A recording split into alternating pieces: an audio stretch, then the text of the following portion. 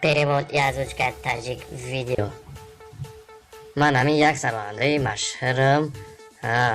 مشهور شدگی تو چه کردی که همین مشهور شدیم؟ من همین آواز خوب داشتم، اخوردی بسرندگی شغل داشتم که چه خیلی که مشهور شدم. باور داریم که مخلصای زیاد داری. خیلی تو در کجا زندگی داری حوزی؟ من حوزی در نوحیه شما بغیر از رانندگی چیکار که من بغیر از رانندگی باغ پروری میکنم. در باغ بسیار نخال های زیاد دارم، مثلا سیب، زردآلو، آلوچه، گیلاس، همه اینها رو چیکار میکنم.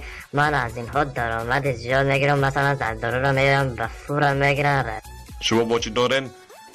در خانه من مثل زاپرگری در آنجا یک خانه موش، یک خانه کلاموش، یک خانه سگ، یک خانه گربه و دیگر چیزهایی به مثل زاپرگ داشته موجود است در زیر خاک باشد. شما با این کارها چیکار میکنید؟ من با این کارم آنها را از دیگر چیزها محافظت میکنم. با این کارتان خیلی به جمعیت فایده میارید ها. این کار شما بسیار فایده‌ناک است، آنها را از دیگر چیزها محافظت میکنید.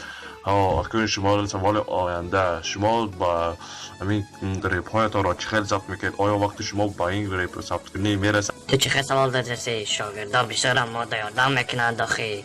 شما بسیار مخلص های زیاد دارید. اینجا به ما از مخلصان شما خیلی زیاد مکتوب ها آمده رسیده است. یعنی SMS ها. یکی از مخلصان شما منوچهر نوشته است که شما ریپ هایتان را میدوزدید. این گپ راست است؟ شما این کار را دیر باز دوام دارید؟ یکی یعنی از اول این کارتان را دارید؟ ها این کار را همه میکنند. این کار Eso que بلت ریپای همه را میدوزه. تو چه خیلی بچه ریپی شالم سر دیدم خواندی، ریپی اسماعیل دیدم خواندی. تو چه خیلی حیوانی. ما حیوانم.